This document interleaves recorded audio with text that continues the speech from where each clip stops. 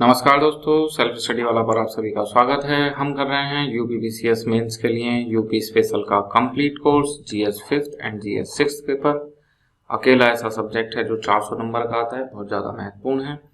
5th की class आपको 10 AM मिल जाती है, ये वाली क्लास आपको 6 PM मिल जाती है। Monday to Friday regular class मिलती है, हिंदी इंग्लिश दोनों लैंग्वेज में कर रहे हैं। अच्छी बात यह है कुछ नोट करने की ज़रूरत नहीं है, ध्यान से बस बैठ के समझ लो। Same to same material Hindi और इंग्लिश में इस बुक में अवेलेबल है। इसका लिंक आपको डिस्क्रिप्शन में मिल जाएगा। जीएस 5th पेपर की ये हमारी 10th क्लास है। So hello guys, this is me Mohit Sharma, director Sankalp IAS academy, having more than 15 years experience in civil service field and my sole motive behind this series is to become your favourite teacher. उसके लिए काफ़ी मेहनत हो रही है, तो comment box में आप जरूर ये बताते रहें कि आपको ये लेक्चर कैसे लग रहे हैं। ठीक, अगर ज़्यादा पसंद आ रहे हैं तो आप इसे अपने दोस्तों के साथ शेयर भी कर सकते हैं, वरना कमेंट बॉक्स में आप ये तो बता ही सकते हैं कि यह सीरीज आपको कैसी लग रही है। तो आज प्राचीन भारत का हमारा लास्ट लेक्चर है। ये 7 टॉपिक हमें इसमें पढ़ने हैं, जिसमें कि गजनबी के भारत पे आक्रमण हुए तो उनका उत्तर प्रदेश पे क्या प्रभाव था, गोरी के आक्रमणों का क्या प्रभाव था, है ना। फिर बैटल ऑफ तराइन का क्या प्रभाव था, बैटल ऑफ चंदावर का क्या प्रभाव था। तो वैसे तो ये टॉपिक 7 है, लेकिन आप इसमें ये देखो, ये जो 3 टॉपिक हैं कि चौहान वंश, गहड़वाल वंश और चंदेल वंश, इनके उत्तर प्रदेश पे क्या प्रभाव थे या क्या भूमिका थी या इनका महत्व लिखिए। इनका आंसर लिखने का तरीका बता दिया ना। 1500 साल पोस्ट मौर्य से लेके और राजपूत तक कोई भी वंश आएगा 15 साल में, कोई भी राजा, तो उसका प्रभाव। 8 रेडीमेड बातें बनाई और वो सॉलिड पॉइंट है। एग्जाम्पल बदलते रहते हैं, बात सेम रहती है ना। तो इसमें तो हम बस इनका पॉलिटिकल क्रोनोलॉजी है उसी को देखेंगे, है ना। बाकी ये हम बता चुके हैं, जिसको नहीं पता वो एक बार वही 8th क्लास जाके देख लेना। 8th क्लास में हमने ये सब डिस्कस किया। इसके बाद देखो ये जो प्रभाव हैं इनमें क्या क्या पढ़ना है। तो गजनी के प्रभाव जो हैं उसमें कि शहरों को लूटा गया और ये सब, है ना, और कि गौरी के आक्रमण के लिए मार्ग प्रशस्त हुआ, दिल्ली सल्तनत की स्थापना का मार्ग प्रशस्त हुआ, ये सब चीजें। फिर जो गौरी के आक्रमण के प्रभाव हैं वही तराइन के युद्ध के प्रभाव हैं। गौरी नहीं तो लड़ा था तराइन का युद्ध। जो चंदावर के प्रभाव पूछेंगे तो उसमें भी वही आएगा, गौरी वाले प्रभाव। तो इन 3 क्वेश्चन में प्रभाव सेम है। जो गौरी के प्रभाव पढ़ लेंगे वही तराइन की बैटल के प्रभाव आ जाएंगे, वही चंदावर की बैटल के आ जाएंगे। थोड़ा सा लिखने का तरीका बदलेगा बस, है ना। और कारण जो है वो इनके थोड़े थोड़े से बदलेंगे, वरना इनके कारण अभी सेम है। डन। तो कुल मिला के अगर हम देखें तो हमें क्या पढ़ना है, गजनबी के आक्रमण का प्रभाव पढ़ना है, गोरी के आक्रमण का प्रभाव पढ़ना है और तराइन और चंदावर का कारण पढ़ना है ना, क्योंकि प्रभाव तो इसका सेम गोरी जैसा है। और ये जो चौहान और गहड़वाल चंदेल हैं इनमें क्रोनोलॉजी देखनी है, क्योंकि इनके 8 पॉइंट तो हम ऑलरेडी क्लास 8 में देख चुके हैं। समझ गए ना। तो जो रेगुलर क्लास कर रहे हैं उन्हें स्ट्रेटेजी समझ में आ रही होगी। जो सेक्शन पेपर के लिए काम का है उसे तो हम बहुत सॉलिड वे में कर रहे हैं कि वहां से क्वेश्चन आ जाए तो आपको 60 to 65% आप स्कोर कर लो इजीली, है ना, कि एक क्वेश्चन में आपको इतने मार्क्स मिल जाएं 60 to 65%। और जो सिलेबस में तो है लेकिन वहां से क्वेश्चन नहीं आ रहे तो उसको छोड़ के थोड़ी जा सकते हैं। क्या पता जिस बार हम छोड़ के जाए वहीं से क्वेश्चन आ जाए, पूरे साल की मेहनत बेकार हो जाएगी भाई, है ना। ऐसे तुक्के में नहीं जा सकते ना, पूरे साल की मेहनत लेके जा रहे हैं। तो उन्हें हम इतना कर रहे हैं कि वहां से क्वेश्चन आ जाए तो 40 to 45% हम करके आ जाएं। मेन बात यह है कि हम छोड़ के कोई ना आए। आप पूरी सीरीज करो यूपी GS 5 एंड GS 6 की, गारंटी है आप कोई भी क्वेश्चन 20 में से एक भी क्वेश्चन छोड़ के नहीं आओगे। और ऐसा नहीं है बना बना के कुछ भी लिख के आ रहे हो, बहुत सॉलिड चीज लिख के आओगे। 10 में से 4.5 नंबर बहुत बड़ी बात मानी जाती है, यहाँ तो 8 और 12 का आता है ना। तो जो आपको जुगाड़ भी बताए जा रहे हैं वो भी काफी सॉलिड जुगाड़ हैं, और उनसे भी आप लिख के आओगे तो किसी को लगेगा नहीं कि आपने बना के लिखा है, वो एक अच्छा क्वेश्चन लगेगा, है ना। तो यहाँ पे ये चीजें तो ऐसी हैं जिनसे आने के कम चांस हैं। तराइन और चंदावर का युद्ध में भी इन पे कोई क्वेश्चन बन जाए या गोरी के प्रभाव पे भी बन सकता है। ठीक है, चलिए तो अपनी क्लास शुरू करते हैं।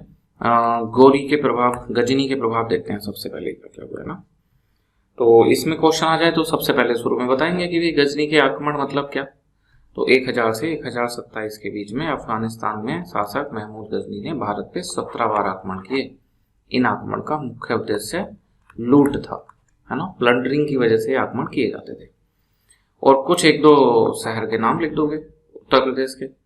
तो देखो 2 तिथि याद रखनी है, 1018 और 1019।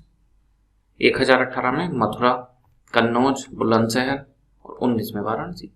4 शहरों को हमने उदाहरण के तौर पे लिख दिया कि इनको लूटा गया, है ना। ये वाराणसी वाली लूट जिसमें कि जो कौन सा राजा था, राज्यपाल, गुर्जर प्रतिहारों में राज्यपाल भाग गया था, है ना, फिर उसको चंदेलों के विद्याधर ने मार दिया था। थोड़ी थोड़ी कहानी आपको याद आने लगी होगी। जिस दिन जीएस फर्स्ट की हिस्ट्री आपको पढ़ा दी फिर तो आपको ये सब हलवा लगने लगेगा। उसमें तो काफ़ी डिटेल में ये चीज़ें देखते हैं ना। अभी हम यूपी सेंट्रिक खुद को रख रहे हैं क्योंकि वो हिस्ट्री तो फिर काफ़ी लंबी क्लासेस होती हैं। तो अब हम देखते हैं यहाँ से इसके प्रभाव क्या हुए। देखो प्रभाव में आप दिमाग में बिठाना तो आपको रटना नहीं पड़ेगा, है ना।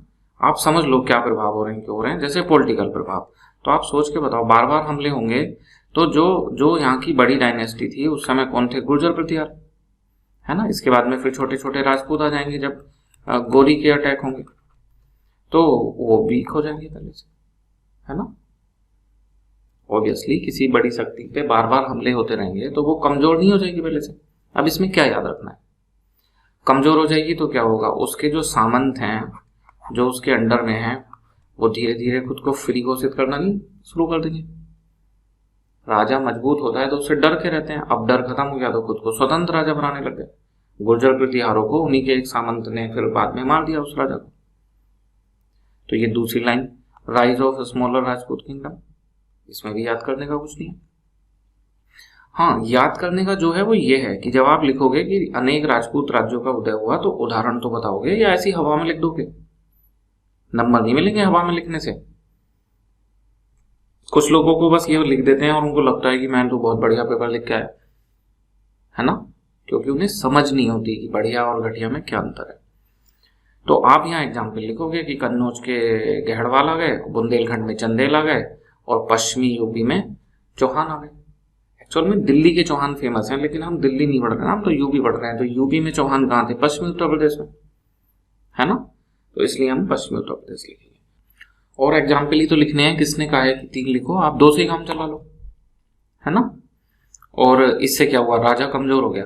तो अब जो अगला आक्रमणकारी है वो इन सबको एक एक करके हरा देगा ना। अगला आक्रमणकारी कौन है, गौरी। तो ये pave the path of Mohammad Ghori's attack and establishment of Delhi sultan. इन तीनों में से कोई एक पॉइंट बता दो कि ये याद करने की जरूरत है, कोई भी नहीं है ना। समझ लिया, कहानी खत्म हो गई। लिख देंगे कि गुर्जर प्रतिहार कमजोर हो गए, अनेक छोटे राजपूत राज्य हो गए और जिस वजह से मोहम्मद गौरी की विजय और दिल्ली सल्तनत का मार्ग प्रशस्त हुआ। 3 पॉइंट मिल गए आपको सीधे सीधे। राजनीतिक प्रभाव है तीनों। फिर आर्थिक प्रभाव क्या हुए, तो भाई ये तो लूट नहीं आता था तो ये क्या करेगा, लूटेगा, प्लंडरिंग ऑफ वेल्थ। ये लूट के सारा सामान देश के बाहर ले गया, उसके बदले में कुछ दे के गया देश को, नहीं ना। जब देश की कोई वस्तु, कोई सामग्री या धन देश से बाहर जाए और उसके बदले में कुछ ना मिले तो उसको क्या बोलते हैं, ड्रेन ऑफ वेल्थ, है ना। तो आर्थिक प्रभाव में क्या हो गया, प्लंडरिंग ऑफ वेल्थ हो गई एंड ड्रेन ऑफ वेल्थ हो गई, 2 चीजें। धन का निष्कासन, अब धन का निष्कासन सुनते दादा भाई नौरोजी मत लिख देता, है ना, वो तो बहुत आगे की कहानी है। तो शहरों को लूटा गया और धन का निष्कासन हुआ। और इससे क्या होगा, छोटे छोटे राजा हो गए, जगह जगह लूटपाट हो रही है, तो जो ट्रेड रूट हैं ये सब डिसरप्ट होने लगेंगे, है ना। इसके बाद क्या लिख सकते हो, शहरों का पतन होने लगेगा, सामंतवाद का उदय होने लगेगा। सामंतवाद का उदय आप पॉलिटिकल वाले में लिख सकते हो, ठीक। तो 2 कोज हमने देख लिए, political and economic. Religious and cultural में क्या हुआ, तो देखो आता था तो एक्चुअल में क्या था, एक तो उस समय टेम्पल बेस्ड इकोनॉमी थी, तो जो मंदिर हैं वहां पे धन का संग्रह था, तो जो लुटेरा है वो तो वहीं लूटेगा जहां ज्यादा धन होगा, है ना। और दूसरा धार्मिक मामला भी है कि वो इस्लाम को फॉलो कर रहा है तो वो जो बुद्धिस्ट प्लेस हैं, जो हिंदू प्लेस हैं, जैन प्लेस हैं, उनको लूटेगा, है ना। तो destruction of Hindu and Buddhist temple, तो अब इसमें ये उदाहरण लिखा है, तो बताना ये कोई उदाहरण याद करने की जरूरत है। अभी तो पढ़ के आए हैं कि मथुरा में, कन्नौज में, बुलंदशहर में 1018 में लूटा, तो मंदिर भी तो तभी तोड़े होंगे, वाराणसी 1019 में।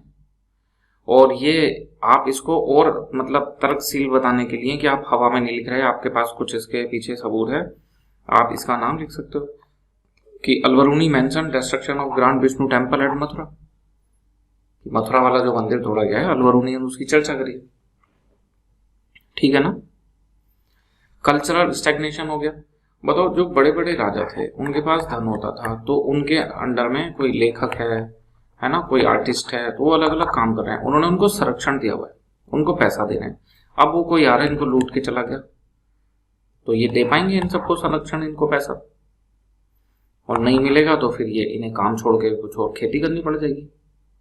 तो कला, साहित्य, लेखन, उन सब में गिरावट आने लगेगी, है ना। तो वो क्या है कि कल्चरल जो सांस्कृतिक ठहराव आ गया है ना, उसमें वृद्धि होना बंद हो गया, क्योंकि संरक्षण बंद हो गया, तो कहां से वृद्धि होगी। कल्चरल पॉइंट में जब भी ये हमले आए, चाहे वो ये गजनबी के हमले हो, चाहे गोरी के हमले हो, चाहे दिल्ली सल्तनत का प्रभाव हो, चाहे फिर मुगल, सब में एक प्लस पॉइंट ये आएगा कि blending of Hindu and Islamic architecture and Indo Islamic culture, Indo Islamic संस्कृति का विकास हुआ, इसको एक अच्छा पॉइंट माना जाता है ना। तो तीन चार पॉइंट हमने पता कर लिए, 3 पॉलिटिकल प्रभाव पता चल गए, 3 रिलीजियस कल्चरल प्रभाव पता चल गए, 3 इकोनॉमिक पता चल गए, कुल मिला के हमारे पास 9 प्रभाव हो गए। गजनी के अटैक के 9 प्रभाव है ना। सामाजिक प्रभाव क्या है? डेमोग्राफिक चेंज होने लगे। खुद सोच के बताओ, सोसाइटी के कुछ भाग का इस्लामीकरण नहीं हो जाएगा, लोग इस्लाम स्वीकार करना शुरू नहीं कर देंगे? जो पढ़े लिखे विद्वान हैं, आर्टिस्ट हैं, वो बेचारे माइग्रेट करने लगेंगे, किसी ऐसे राजा के यहाँ जाएंगे जो संरक्षण दे पाए, दक्षिण में जाने लगेंगे, है ना। रिलीजियस पोलराइजेशन हो जाएगा। पोलराइजेशन क्या बोलते हैं कि लोगों का अलग अलग समूह में इकट्ठे हो जाना। तो रिलीजियस पोलराइजेशन का मीन्स है कि हिंदू अलग ऐसे ग्रुप बनाने लगे, मुस्लिम अलग बनाने लगे, तो 2 पोल पे इकट्ठा हो गए। तो ये किस स्थिति को दर्शाता है? तनाव की स्थिति को, कि हिंदू और मुस्लिम के मध्य तनाव आने लगा जब ये आ जाए रिलीजियस पोलराइजेशन। तो इसका मतलब है धर्म के आधार पर तनाव होने लगा। आ जाए कि कास्ट बेस्ड पोलराइजेशन, तो मतलब जाति के आधार पर तनाव होने लगा, ठीक है। ओल्ड अर्बन सेंटर जो है वो डिक्लाइन करने लगे। ये 3-4 सोशल इंपैक्ट हो गए, कुल मिला के आपके पास में 12 प्रभाव हो गए आराम से। 200 शब्द वाला और 125 शब्द दोनों क्वेश्चन अटेम्प्ट हो जाएंगे। लास्ट में कुछ कंक्लूजन टाइप से कि जो इसके इन्वेजन थे उनका प्राथमिक उद्देश्य तो लूट था, जो टेरिटोरियल कंक्वेस्ट है या जो मतलब विजय की कामना है या कब्जा करना, वो इसका उद्देश्य नहीं था। बट इसके लॉन्ग टर्म कंसिक्वेंस हुए उत्तर प्रदेश में। यही क्वेश्चन फर्स्ट पेपर में आएगा तो उत्तर प्रदेश की जगह इंडिया लिख देंगे, वैसे ऐसा है ना। तो बताओ क्या लॉन्ग टर्म कंसिक्वेंस हुए, तो वो बता देंगे। Pave the way for the future Muslim rule in India and beginning with the Delhi Sultanate, है ना। लिख लोगे ना आसानी से। शुरू में बता देंगे कि 1000 से 1027 के बीच में 17 बार आक्रमण हुए, और मथुरा और उन सबके तिथि लिख देंगे कब अटैक हुआ। फिर प्रभाव हेडिंग डाल के सब प्रभाव बता देंगे अलग अलग तरह के, है ना। और लास्ट में कंक्लूजन लिख देंगे। आसान है, कोई भारी चीज नहीं है, यू डोंट वरी। अगला देखते हैं फिर कि गोरी के आक्रमण और उनका प्रभाव। तो इसको बताएंगे भी 1175 से 1206 ईस्वी के बीच में इसके हमले हुए। ये भी फिर पूरे भारत पे हुए हैं ना, हम खाली यूपी वाले करेंगे। तो यूपी में जो इसके मेन है वो चौहान वाला तराइन का युद्ध, क्योंकि वो पश्चिमी उत्तर प्रदेश में थे, वैसे फेमस तो दिल्ली के चौहान है। और कन्नौज के गहरवाल चंदावर का युद्ध, है ना। फिर चंदेलों में विद्याधर से भी इसका युद्ध हुआ था, बट उस युद्ध का कोई परिणाम नहीं हुआ, है ना। तो शुरू में तो एक इंट्रोडक्शन लिख देंगे कि इस बीच में हमले हुए, उसमें उत्तर प्रदेश से संबंधित ये बैटल ऑफ तराइन और बैटल ऑफ चंदावर था, जिसका उत्तर प्रदेश पे व्यापक सोशल, पॉलिटिकल एंड इकोनॉमिक प्रभाव हुआ। फिर एक एक करके लिखना शुरू कर देंगे पॉलिटिकल इम्पैक्ट क्या हुआ। तो देखो फिर वही है कि राजा कमजोर हो जाएंगे, नष्ट हो जाएंगे। पहले गुर्जर प्रतिहार थे, तो जब गजनबी के अटैक लिखेंगे तो लिखेंगे कि गुर्जर प्रतिहार वीक हो गए। अब हमला करने वाला तो गोरी है, और जिस पे हमले हो रहे हैं वो कौन है? अलग अलग जगह छोटे छोटे राजपूत शासक। तो लिख देंगे कि ये fall of the Rajput power in the UP.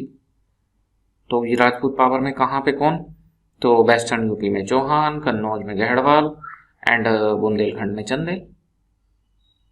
ठीक है ना। उस क्वेश्चन में भी इनको यूज करा था, वहां ये बताया था कि गुर्जर प्रतिहार जो है उसका फ्रेगमेंटेशन हो गया और ये पावर है। दोनों सेम सी हैं, बस तरीका अलग है लिखने का, है ना। वहां कुछ और लिखेंगे, यहाँ कुछ और लिखेंगे, मटेरियल सेम है। इससे आपको ये भी समझ में आ रहा होगा कि सेम मटेरियल से अलग अलग आंसर आ सकता है ना, दोनों का आंसर ये कर सकता है। वहां लिखा था कि दिल्ली सल्तनत या तुर्की सल्तनत या फिर जो इस्लामिक सल्तनत है उनका मार्ग प्रशस्त हुआ, और यहाँ क्या लिखेंगे कि सल्तनत स्थापित हुई। तो foundation of the Turkish rule in UP. Done. तो पॉलिटिकल इम्पैक्ट में चीजें बदल रही हैं। वहां पे भी हमने यूज करा था तुर्की सल्तनत या दिल्ली सल्तनत, और यहां भी कर रहे हैं। वहां करा था कि उसका मार्ग प्रशस्त हुआ, यहाँ करेंगे कि स्थापित हुई। वहां भी हमने इन 3 राजाओं के नाम लिखे थे, वहां देखा था कि फ्रेगमेंटेशन होके बने, और यहाँ पे कि इनका फॉल हो गया, पराजय हो गई। ठीक है। तो पॉलिटिकल आप आसानी से लिख लोगे। 1206 ये डेट याद रखना, दिल्ली सल्तनत स्थापित हुई, तो उसको लिख सकते हो। अब देखना, अब यहाँ से थोड़े से अंतर आएंगे। दिल्ली सल्तनत स्थापित हो गई तो ये लोग जो शासन प्रशासन करेंगे, फिर क्या हमारा जो हिसाब चल रहा था उसके हिसाब से करेंगे या अपने नया लागू करेंगे? नए रीति रिवाज, नए कानून, यहाँ तक कि भाषा, कानूनों की भाषा सब बदल जाएगी। अभी तक अपनी भाषा क्या चल रही थी, तो पोस्ट मॉडर्न समय से हमने बताया था संस्कृत को बढ़ावा दिया जा रहा था। राजपूत काल में हिंदी अपभ्रंश, इसका थोड़ा महत्व बढ़ा, वीर काव्य इसमें लिखा गया। और अब यहाँ से लेके गौरी के आक्रमण से लेके और दिल्ली सल्तनत और मुगल, यहाँ तक आप क्या लिखोगे कि राजपाट की भाषा बदल गई, उसका जगह किसने ले ली, संस्कृत की जगह पर्शियन ने। अब ये लाइन है, ये तीनों चारों में सेम आएगी, दिल्ली सल्तनत में भी आएगी, मुगल में भी आएगी, यहाँ भी आएगी। थोड़ा सा अंतर आ जाएगा, बस अभी बताते हैं क्या। जो फ्यूडल सिस्टम था, सामंती व्यवस्था, उसकी जगह इक्तिदारी व्यवस्था ने ले ली। पता ही है आप सबको, है ना, इल्तुतमिश ने इतना ऐसे। भाषा वाला समझ रहे हैं। दिल्ली सल्तनत में जो भाषा थी, तो देखो 2 भाषा होती हैं, एक तो राजपाट की भाषा जिसमें कानून लिखे जाएंगे, एक आमजन की भाषा जिसमें लेखन पठन पाठन ये सब हो रहा है। तो जब दिल्ली सल्तनत थी तो कोर्ट की लैंग्वेज पर्शियन थी और रिलीजियस एंड हिस्टोरिकल राइटिंग की अरेबिक थी। अरेबिक एंड पर्शियन 2 भाषाएं चल रही थी। मुगल आ गए, कोर्ट की भाषा तो पर्शियन ही रही, लेकिन अरेबिक से, पर्शियन से, हिंदवी से, तुर्किश से, इन सब से मिलकर एक नई भाषा बनी उर्दू। तो वहां पे पठन पाठन की और आमजन की भाषा क्या होने लग गई, उर्दू, मुगल में। तो दोनों में ये थोड़ा सा अंतर है, बाकी पर्शियन का प्रभाव दोनों में। यहाँ पे अरेबिक है, अरेबिक की जगह यहाँ कौन ले लेती है, उर्दू। और इनसे पहले 1500 साल तक क्या है, संस्कृत। आसान नहीं है वैसे, लगता है भारी है, भारी नहीं है। आप तरीके से पढ़ो, सही से समझो, आसान लगेगा। तो पॉलिटिकल कोर्स पता चल गया। एडमिनिस्ट्रेटिव कोर्स अलग आ गए, बोले एडमिनिस्ट्रेटिव कोर्स गजनी में नहीं लिखवाए। अरे गजनी आता था, लूटता था, चला जाता था, वो कोई यहाँ कब्जा करके शासन थोड़े ना करता था कि हम उसके बताएं प्रशासन में क्या क्या बदलाव हुए, है ना। प्रशासनिक इम्पैक्ट तो तभी आएंगे ना जब वो प्रशासन करें। इकोनॉमिक इम्पैक्ट क्या है, देखो, डिस्ट्रक्शन ऑफ ट्रेड रूट। ठीक है, देखो, जब तक दिल्ली सल्तनत स्थापित नहीं होगी, गौरी के हमले होंगे तो ट्रेड रूट का डिस्ट्रक्शन होगा, ट्रेड कम होगा, एग्रीकल्चर कम होगा।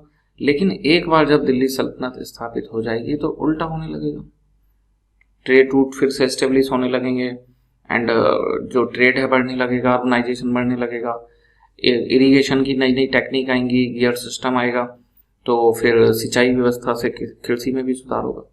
दिल्ली सल्तनत के स्थापना के बाद अर्बनाइजेशन भी बढ़ेगा और एग्रीकल्चर इनपुट भी बढ़ेगा। लेकिन गौरी के अटैक का लिख रहे हैं ना अभी, तो उसमें तो ये कम ही होगा, हमले में, है ना, सुरक्षित नहीं रहेंगे ना मार्ग, तो लंबी दूरी का नहीं हो पाएगा। प्लंडरिंग ऑफ वेल्थ, वो इसमें भी सेम है। Change in land revenue system, तो ये तो अभी देख लिया, इक्ता सिस्टम है ना, फ्यूडल सिस्टम की जगह ये आ गया।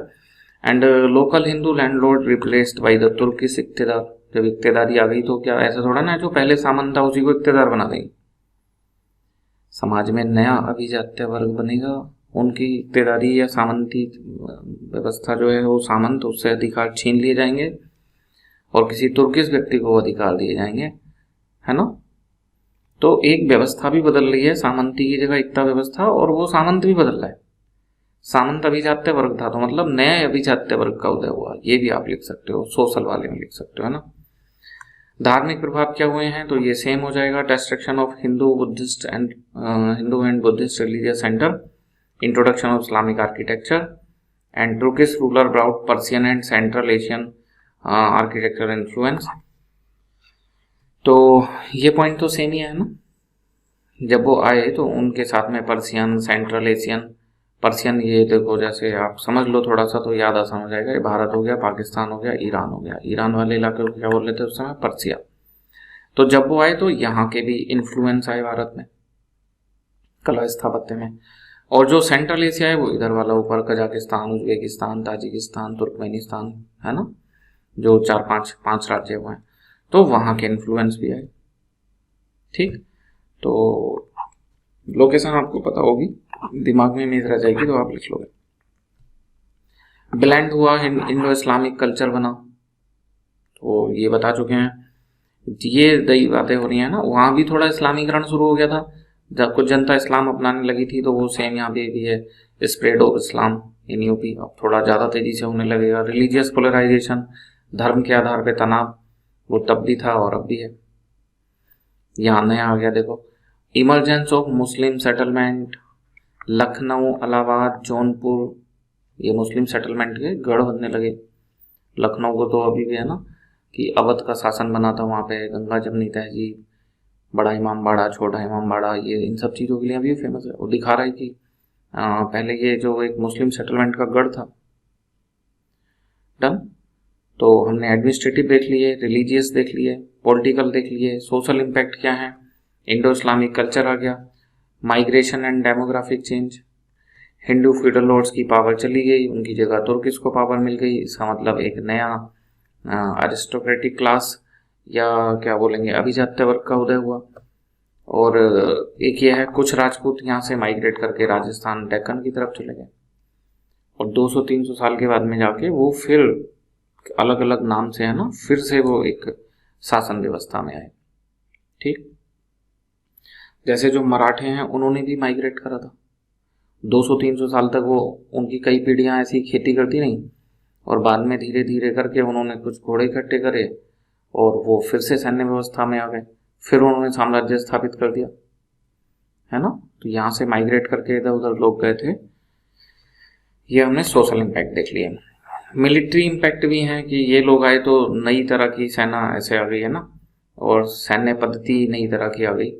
जैसे आप मानो कि जो गोरी है उसके जीतने का मेन कारण माना जाता है कि जो उसके घोड़े हैं तो उसके ऊपर ऐसे यहाँ पैर फंसाने के लिए मतलब जो घुड़सवार होता था वो यहाँ पे पैर लगा के आराम से घुड़सवारी कर पाता था। ये है देखो, आयरन स्ट्रिप का यूज करा गया था, है ना। तो उससे वो कंट्रोल अच्छा हो पाता था घुड़सवार का। कोई आदमी बिना इसके बैठा है, वो तलवारबाजी पता लग गिर गया, और ये तो एक तरफ लटक के इधर उधर जाके भी कर सकता है। तो गोरी के जो जीत है उसमें इसको बड़ा कारण माना जाता है। तो स्विफ्ट कैवलरी, स्विफ्ट तो अपने आप ही हो जाएगी फिर, है ना। जो घुड़सवार सेना है वो बहुत तीव्र हो जाएगी, आयरन स्ट्रिप का यूज करेंगे, और आर्चरी वगैरह जो धनुषवाड़ वगैरह है उनका यूज करे जा रहे हैं। देखो हिस्ट्री बदलती है। इसमें एक काम और करा था उसने, घोड़े के नाल लगा दी थी पैरों में, तो वो घोड़ा कच्ची पक्की सभी जगह पे जा सकता था, वरना तो पता चला घोड़े को ही चुभ रहा है। तो एक तो घोड़े को पैर में कुछ चुभ नहीं रहा, तो ये फायदा है, और दूसरा घुड़सवार का होल्ड अच्छा हो गया। तो गोरी की घुड़सवार सेना फेमस थी। इससे पहले जब चंद्रगुप्त मौर्य था, सेल्यूकस निकेटर ने हमला करा, तो उसके पास हाथी सेना नहीं थी, इस वजह से वो हार गया। हाथियों की सेना का महत्व था उस समय ना। तो ये समय के साथ में कुछ कुछ महत्व बढ़ते रहते हैं। सेल्यूकस निकेटर को उसके घोड़ों ने हरा दिया था, गोरी को उसके घोड़ों ने जिता दिया। वो सब बेकार की बात है, आप अभी यहीं पे फोकस रखो। मिलिट्री इम्पैक्ट में आपको याद रह जाएगा कि इन्होंने एक swift cavalry, use of iron strip, use of archery, इन सब का प्रारंभ शुरू किया। और लॉन्ग टर्म इम्पैक्ट तो वही है कि भाई दिल्ली सल्तनत सत्ता स्थापित हुई, है ना। तो फिर एक कंक्लूजन की Mohammad Ghori's invasion leading to the collapse of Hindu dynasty in Uttar Pradesh, या लास्ट में लिख देंगे and the rise of the Islamic rule in Uttar Pradesh, है ना, कि हिंदू राजपूत वंश का अंत हुआ और जो इस्लामिक रूल है उसका उत्तर प्रदेश में शुरू हुआ। ठीक, तो ये हमने दो हमलों के प्रभाव देख लिए, गजनी और गोरी। गोरी वाले हमलों के जो ये प्रभाव देखे हैं, यही सेम प्रभाव हम तराइन के युद्ध के प्रभाव आ जाए तब भी ये लिखेंगे, चंदावर के युद्ध के प्रभाव आ जाए तब भी यही लिखेंगे, क्योंकि वो दोनों भी तो गोरी के ही हमले थे, है ना। तो इन्हें हम आगे यूज भी करने वाले हैं दो चीजों में। डन। तो अगला टॉपिक है हमारा तराइन के युद्ध, उसके कारण और प्रभाव, है ना। तो पहले तो फिर वही कि भाई तराइन का युद्ध बताओ एक लाइन में क्या था, फिर हेडिंग कारण, फिर हेडिंग प्रभाव, फिर उसके पॉइंट, लास्ट में कंक्लूजन, है ना। तो इसको उत्तर प्रदेश का गेटवे माना जाता है इस इलाके को। तो वही है कि इन्होंने उत्तर प्रदेश में सत्ता का मार्ग प्रशस्त किया। चंदावर जो है, चंदावर वाला युद्ध, कन्नौज के गहड़वाल, उनका सेंट्रल यूपी और पूर्वी यूपी में कब्जा था, तो उनके हारने से बोलेंगे कि उत्तर प्रदेश में सत्ता स्थापित हुई, इनसे बोलेंगे कि उसका मार्ग प्रशस्त हुआ। सेम वही गजनी और गोरी में जैसे था, वही अंतर यहाँ पे तराइन और चंदावर में। तो पहले इंट्रोडक्शन देखते हैं, क्या लिखेंगे। इंट्रोडक्शन तो किसी भी युद्ध का हो जाए तो यही बताते हैं कि ये युद्ध कब हुआ, किसके बीच हुआ, है ना। तो लिखेंगे कि जो तराइन के युद्ध हैं वो दो युद्धों की एक श्रृंखला है, जो कि पृथ्वीराज चौहान मोहम्मद गोरी के बीच में हुए। इसमें पहले युद्ध में पृथ्वीराज चौहान विजयी हुआ, किंतु दूसरे युद्ध में वो पराजित हुआ। हो गई एक इंट्रोडक्शन, है ना। कभी भी युद्ध पे कोई क्वेश्चन आ जाए तो इंट्रोडक्शन में यही लिखेंगे, कब हुआ, किसके बीच में हुआ। डेट में भी आपको पता होंगी, है ना। तराइन का दो युद्ध है, फर्स्ट 1191, पहला है तो 1 आ गया, दूसरा युद्ध 1192, तो यहाँ पे 2 आ गया। ठीक है ना। देखो भाई, तो ये तो हमने समझ लिया कि ये कब कब युद्ध हुए हैं। ये काफी बड़ा है, आपने बहुत शॉर्ट में इसका इंट्रो लिखना है। ठीक, जैसे हमने बोल के बताया आप उस तरह से लिख सकते हो। अब क्या है, कारण और प्रभाव बताओ, तो पहले कारण बताएंगे, हेडिंग डाल दी, अब कारण बता रहे हैं, फिर प्रभाव। तो कारण में पहला कारण है expansionist policy of Mohammad Ghori. विस्तारवादी साम्राज्यवादी मानसिकता रखता था, तो उधर तो ये विस्तार कर नहीं सकता था, है ना। जो सेंट्रल एशिया के लोग थे वही इस पे, जनजातीय लोग, वो इस पे हमले करते रहते थे। गजनी का भी यही था, वो तो आक्रमण करके पैसा इसलिए ले जाता था कि यहाँ हमला करा, पैसा लिया, यहाँ गया, इनसे लड़ा, फिर पैसा खत्म हो गया, फिर आया, फिर हमला करा, फिर जाके फिर लगातार आक्रमण इन लोगों पे हो रहे थे। तो उधर तो वो विस्तार कर नहीं सकते, तो इधर की तरफ ही करेंगे, फिर करेंगे तो फिर तो तराइन का युद्ध होगा, हमला करना पड़ेगा। पहला कारण ये हो गया। दूसरा, जो दिल्ली और अजमेर है उसकी रणनीतिक स्थिति। भाई प्राचीन समय में सबसे ज्यादा महत्व खेती का और किसानी का था। राजा सबसे ज्यादा टैक्स इसी से तो वसूल करता था। राजस्व की मेन चीज क्या थी, लगान, है ना। और जो ये क्या भूकर है, इसको अलग अलग राजाओं के समय में अलग अलग नाम दिया गया, बताओ सोच के ना। तो वो किस पे कब्जा करना चाह रहा है, यहाँ के राजस्थान पे, मरुस्थल पे नहीं ना, जो दोआब क्षेत्र है, उपजाऊ क्षेत्र, उस पे कब्जा करना चाह रहा है। और दोआब तक पहुंचने से पहले क्या पड़ेगा, अजमेर और दिल्ली। आप समझ में आया कि अजमेर और दिल्ली, इनके चौहान पे हमला क्यों करा गया, क्योंकि दोआब क्षेत्र पे कब्जा करना चाहता था और ये रणनीतिक पोजीशन पे था, ये गेट पे था दोआब का। तो पहला कारण कि उसकी विस्तारवादी नीति थी गोरी की। दूसरा कि जो ये दिल्ली अजमेर है, ये गेटवे ऑफ गैंगेटिक प्लेन है, इसकी स्ट्रेटेजिक लोकेशन है। ठीक। तीसरा पॉइंट है कि जो गजनी थे, पहले यहाँ पे बार बार गजनी अटैक करते थे, तो इन इलाकों में उनका इन्फ्लुएंस था, सत्ता नहीं थी, कब्जा नहीं करा था, इन्फ्लुएंस था। अब गजनी की मृत्यु हो गई तो यहाँ पे एक वैक्यूम क्रिएट हो गया, तो ये उस वैक्यूम को भरना चाहता था। सेम वही खोज है जो हर्षवर्धन वाले में कन्नौज के त्रिपक्षीय संघर्ष में पड़ा था, कि हर्षवर्धन की कोई संतान नहीं थी, पॉलिटिकल वैक्यूम था, तो उसको भरने के लिए वो तीनों राजाओं में लड़ाई हुई। यहाँ पे गजनी के बाद का वैक्यूम भरने के लिए, है ना। रिलीजियस फैक्टर भी है, जो इस्लामिक और हिंदू पावर के बीच का क्लैश है, वो एक धार्मिक लड़ाई भी है, वो इस्लाम को बढ़ावा देना चाहता था। 4 कारण पता चल गए सीधे सीधे, है ना। चारों में कोई ऐसा तो नहीं है जो याद करना पड़ेगा। इसके बाद में है देखो डिप्लोमेसी का फेल्योर। इस पॉइंट को आप लिख भी सकते हो, नहीं भी लिख सकते हो। आप इसको सही गलत के उद्देश्य से मत देखना, युद्ध का कारण है या नहीं है उस उद्देश्य से देखना। 2 राजा हैं ए और बी। ए कह रहा है मेरी अधीनता स्वीकार कर लो, और बी नहीं मानना, कूटनीतिक प्रयास करेगा इस बात के समझाने के, लेकिन बी नहीं माना, तो कूटनीतिक प्रयास असफल हो गए। तो अब क्या होगा इनके बीच में युद्ध। अगर ये कूटनीतिक प्रयास सफल हो जाते, कोई एक आदमी दूसरे की अधीनता स्वीकार कर लेता, तो आप सोच के बताओ क्या युद्ध होता। तो डिप्लोमेसी का फेल्योर था, पृथ्वीराज चौहान ने गौरी की अधीनता स्वीकार करने से मना कर दिया। सुनने में तो गलत लग रहा है ना कि ऐसे कैसे अधीनता स्वीकार कर लेते, बट अधीनता स्वीकार हो जाती तो युद्ध तो नहीं होता ना। तो हम तो अभी बस ये बता रहे हैं युद्ध का कारण है, अधीनता ना स्वीकार करना भी युद्ध का एक कारण है, डिप्लोमेसी फेल्योर। और इसके बाद भी हम ये बता रहे हैं कि जिसका मन कर रहा है ये पॉइंट नहीं लिखने का तो मत लिखो, आपको वहाँ 6 से 7 कारण लिखने हैं, हमने आपको 8 से 9 कारण बताए हुए हैं, तो एक आध आप छोड़ सकते हो, डोंट वरी। राजपूत डिसयूनिटी, छोटे छोटे राजपूत वंश थे, ये जो है यहाँ पे देखना,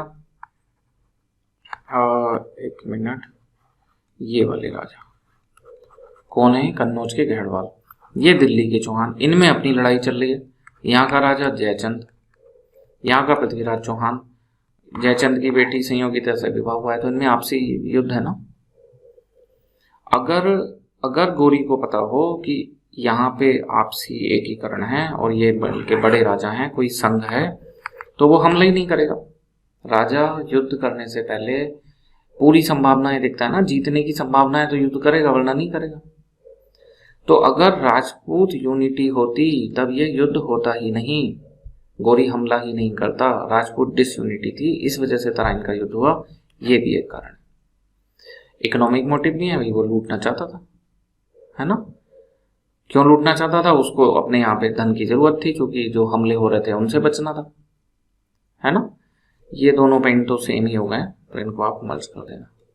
पता चल गए 7-8 कारण तराइन के युद्ध के। तराइन के युद्ध के प्रभाव क्या हैं, ये नहीं पढ़ाएंगे।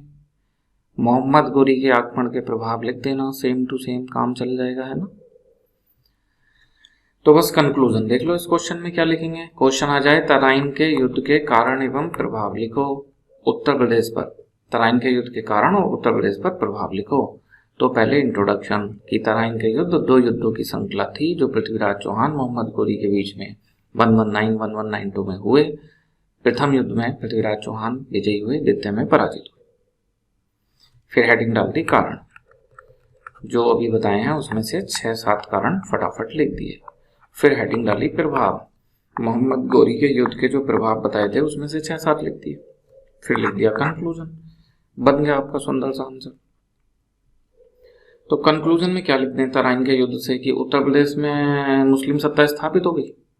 खाली पश्चिमी उत्तर प्रदेश में तो थे, अभी मेन पावर जो केंद्रीय उत्तर प्रदेश, मध्य उत्तर प्रदेश और पूर्वी उत्तर प्रदेश में है, वो तो बची, है ना। वो कौन है, कन्नौज के गहड़वाल। तो बस ये लिखेंगे कि मार्ग प्रशस्त हो गया, एक गेटवे ओपन हो गया, या बाधा हट गई, उत्तर प्रदेश में सत्ता स्थापना के मध्य की बाधा दूर हो गई, या उत्तर प्रदेश में सत्ता स्थापना का मार्ग प्रशस्त हो गया। इस तरह की चीजें कंक्लूजन में लिख सकते हैं। The battle of Tarain marked a decisive turning point in Uttar Pradesh history. जो डिफीट थी वो open the gateway of Gangetic plain and paved the path, है ना, paved the path of the establishment of Delhi Sultanate. मार्ग प्रशस्त किया। चंदावर वाले में कहेंगे कि उसके बाद में तो वो स्थापित होने लगी, बनायू वगैरह कुछ कुछ जगहों पे कब्जा कर लिया, उसको देखेंगे, ठीक है। तो चंदावर का युद्ध, इसमें भी सेम टू सेम लिखना। पहले एक लाइन में किसके बीच हुआ, तो लिखेंगे कि कन्नौज के गहड़वाल शासक जयचंद्र और मोहम्मद गौरी के बीच में हुआ, 1194 में हुआ, जयचंद की पराजय हुई। इंट्रोडक्शन हो गया। फिर लिखेंगे कारण, कारण लगभग सेम से हैं, प्रभाव में तो वही आएंगे same to same, Mohammad Ghori के हमलों के प्रभाव। कारण किसके सेम होंगे, जो तराइन के युद्ध के कारण पढ़ के आए हो लगभग वैसे ही चंदावर के युद्ध के भी कारण है। देख लो क्या क्या कारण है ना। पहला लिखा है मोहम्मद गौरी का एक्सपेंशन, प्लंडरिंग, सेम कारण हो गए, लूट उद्देश्य था। और एक्सपेंशन। जयचंद का रेजिस्टेंस, जो वहां बताया था डिप्लोमेसी का फेलियर, पृथ्वीराज चौहान मान जाते तो युद्ध नहीं होता। सही गलत के हिसाब से मत देखना, इसको फिर से बता रहे हैं, है ना, कारण है या नहीं है उस हिसाब से देखना। और सेम यहाँ पे wealth and prosperity of UP में कन्नौज वाराणसी, दरअसल में इनके लिए तो आया ही था वो, कोई वो राजस्थान के मरुस्थल पे थोड़ा ना कब्जा करने आया था। Weakening of Rajput alliance, same कारण है। Religious difference, strategic importance of जो चंदावर है ना, controlling the trade route, Gangetic plain का मार्ग है और ट्रेड रूट प्रदान करता है, इस वजह से ये युद्ध हुए, सेम कारण हो गए। प्रभाव गोरी के युद्ध जैसे हो गए। कंक्लूजन थोड़ा सा बस बदल जाएगा कि the battle of Chandawar mark the end of the Hindu Rajput rule in UP and the beginning of the Turkish rule in UP.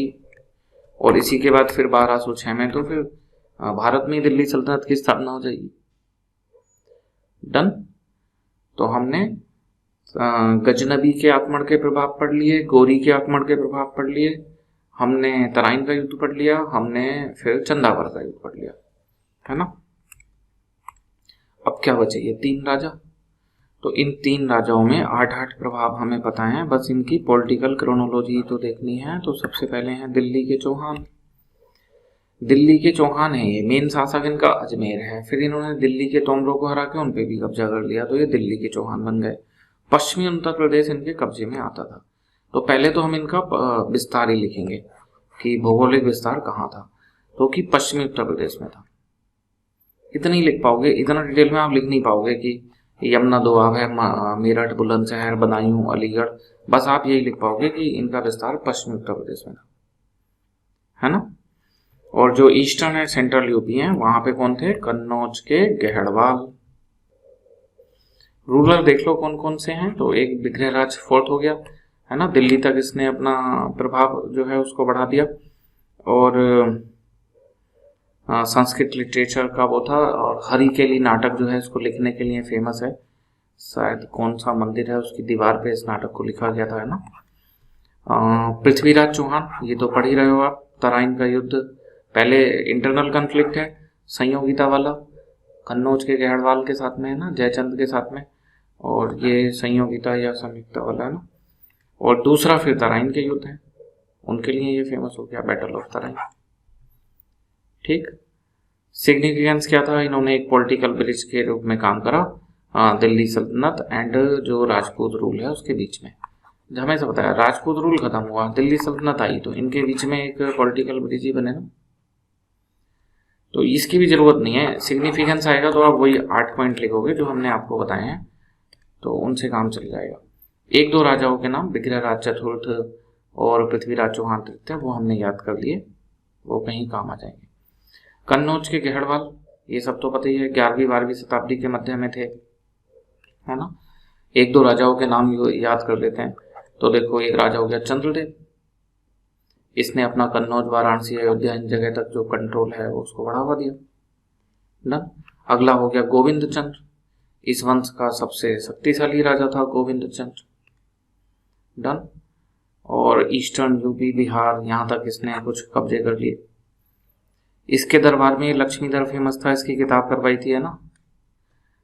जब बताया था संस्कृत भाषा को बढ़ावा दिया गया तब इसको लिखा था, कल्पद्रुम एंड कृतवास, है ना, ये किताबें हैं इसकी, तो इनको देख सकते हैं। लैंड ग्रांट तो दिए जा रहे थे, है ना। फिर इसके बाद में हो गया विजय चंद्र, तो ये इनकी आपस में भी लड़ाइयाँ चल रही है ना, तो पृथ्वीराज 3 से लड़ाई चल रही है इसकी। और इसके बाद में कौन आ जाएगा, जयचंद। 2-4 राजाओं के नाम याद करने, नहीं भी करोगे तब भी काम चल जाएगा। इससे मेन क्वेश्चन यही बनेगा तो कि इनका यूपी में प्रभाव बताओ या यूपी की भूमिका बताओ, तो वो आप लिख लोगे, वो वाले 8 पॉइंट जो बताए। जयचंद ये लास्ट गहड़वाल रूरल है, संयुक्ता का पिता है, मोहम्मद गोरी से चंदावर का युद्ध हुआ है ना। और उसके बाद में ये पराजित हो गया, दिल्ली सल्तनत की स्थापना का मार्ग प्रशस्त हुआ। इसके प्रभाव या सिग्निफिकेंस क्या है, तो वो वाले 8 पॉइंट जो लिखवाए थे। उम्मीद है आप इस बात को समझ पा रहे होंगे कि वो 8 पॉइंट क्या हैं और कैसे लिखने हैं। जिनको नहीं पता चल रहा, बीच में छोड़ के जिन्होंने क्लास करी है, तो भाई रेगुलर करना, तभी समझ में आएगा 8th नंबर वाली। फिर चंदेल हो गए, जेजाक भुक्ति के चंदेल, है ना। तो ये जो चंदेल हैं या जो गढ़वाल हैं या जो चौहान हैं, इनमें एक लाइन हम ये बताना भूल गए, ये भी लिख सकते हो, इनसे पहले कौन राजा थे इस पूरे इलाके में? गुर्जर प्रतिहार। तो ये कौन थे? उन गुर्जर प्रतिहारों के सामंत थे। तो आप ये भी लिख सकते हो कि शुरू में गुर्जर प्रतिहारों के सामंत थे, है ना।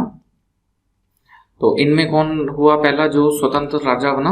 Nannuk, founder of the dynasty. एक राजा पता चल गया, है ना। फिर इसके बाद में यशोवर्मन है, धंग है, ये शासक बने। ठीक।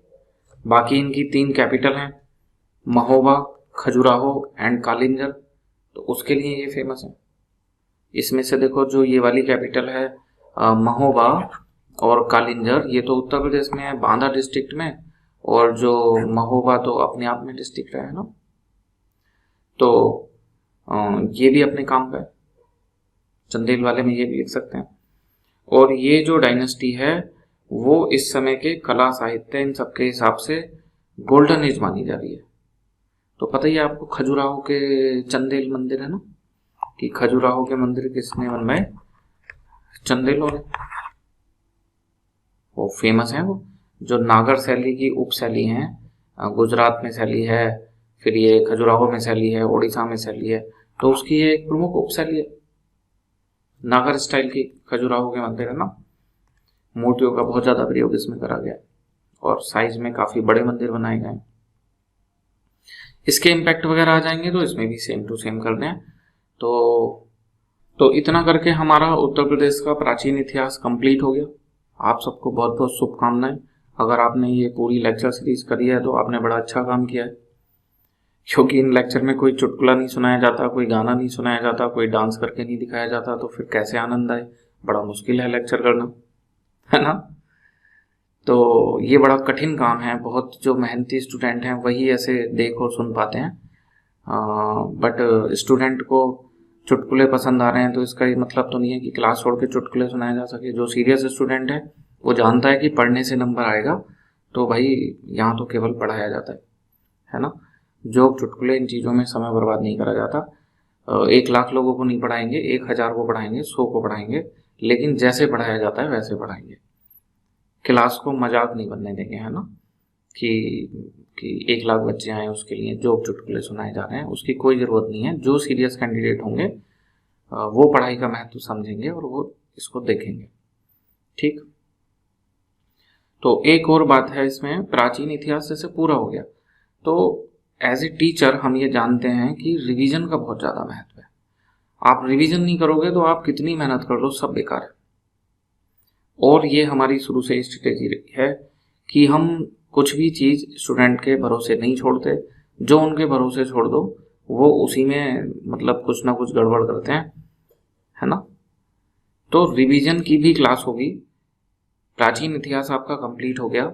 अगला आपको पूरा कंपाइलेशन मिलेगा उत्तर प्रदेश के प्राचीन इतिहास का, जो भी 3 से 4-5 घंटे का वो होगा। आप सब लोगों से ये उम्मीद है और ये रिक्वेस्ट है कि उसको पूरा देखना। रिवीजन बहुत ज़रूरी है, बहुत बहुत बहुत ज़रूरी है। आप जब एक आध मेंस लिख लोगे और वहाँ अगर ऐसा हुआ कि अगर मेहनती हो तो पहली बार में आपका सिलेक्शन होगा कि क्वेश्चन कम पड़ जा रहे हैं, आप लिख नहीं पा रहे, पूरा छूट जा रहे हैं, याद नहीं आ रहा, तब आपको समझ आएगा रिवीजन का महत्व। जो टॉपर है ना वो 15-15, 20-20 बार रिवीजन करके जाते हैं। हर अगले रिवीजन में समय घटने लगता है। पहले रिवीजन में मान लो आपको 20 घंटे लगे, दूसरे में 15 लगेंगे, फिर 10 लगेंगे, 20 में रिवीजन तक जाते जाते 1 घंटे में पूरे सब्जेक्ट का रिवीजन हो जाएगा। तो ancient history of UP complete हो गई। एक आपको इसके बाद रिवीजन क्लास मिलेगी। हमारी रिक्वेस्ट है आप उसको जरूर से करें, तभी आपके लिए देखो ये कोर्स तभी फ्रूटफुल होगा। टीचर को पता है कि उसका कोर्स कैसे फ्रूटफुल हो सकता है, कि हमने पढ़ा दिया, अब हमें पता है बच्चा क्या करेगा जो उसको ये काम आएगा। तो जैसे कह रहे हैं वैसे करते चलो, छोटे बच्चे की तरह, है ना। जो ईगो है उसको थोड़ा साइड में रख दो, बड़े होने का ईगो है उसको साइड में रखो, छोटे बच्चे बन के पढ़ाई करो, जैसे बता रहे हैं वैसे करते रहो। गारंटी है 20 के 20 क्वेश्चन करके आओगे, बहुत हाई स्कोर करके आओगे। ठीक। तो फिर से बता दे रहे हैं, प्राचीन इतिहास उत्तर प्रदेश का कंप्लीट हो गया। एक रिवीजन का लेक्चर आएगा, उसको जरूर देखना है, और अगले वाले से हम प्राचीन शहर पढ़ना शुरू करेंगे। डन।